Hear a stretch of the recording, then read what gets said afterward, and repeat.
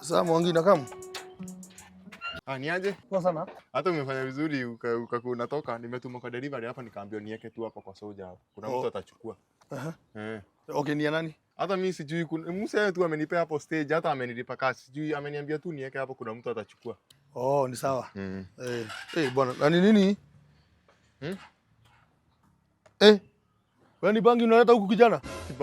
Bangi aje? Wewe weka tu uko, hata kama ni mwenyewe atachukua mimi sijui. Hebu ngoja hapo kijana. Ngoja.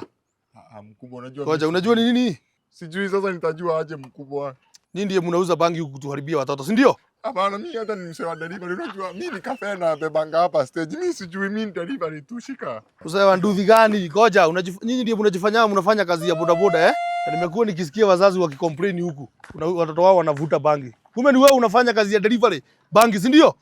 Si mimi sasa mimi hata sijawahi kachit kada. Mimi sijawahi tumia bangi. Nyamaza, wacha hapo unasema sijui can shit can what. Tunasimamia police station. Sawa? Hebu kwanza beba hii. Sawa? Hata hiyo mkutano nilikuwa naenda siendi. Sawa? Rudi nyuma. Ndio mnaharibu hata watoto wa shule. Wewe hata nakusukuma hadi station wewe. Nakusukuma hadi station. Mkubwa, watu ongea hapa. Rudi nyuma.